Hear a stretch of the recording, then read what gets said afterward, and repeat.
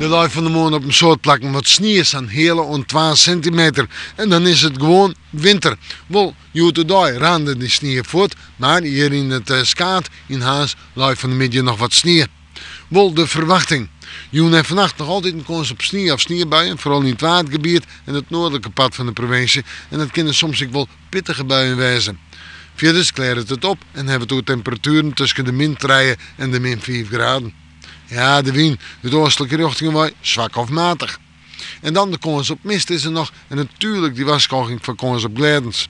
Monodag, ik wil glijdens in de maand nog een paar buien, buikjes, ja, vooral in het watergebied dan. Maar de zinnen komt er morgen bij, uiteindelijk een keurige winterdag. Temperaturen 0 en 2 graden, de wind uit het eerste zwak of matig.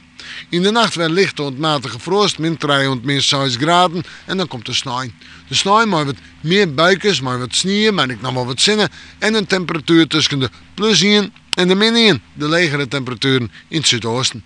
Ja, de wind had ik wat aan, matig en vrij krachtig uit het oosten waait. En dan manje, dus het fruitsjoch. Wel op manje zinnen, letterlijk sneeuw en in de nacht licht tot matige frost, min 4, min 5 graden.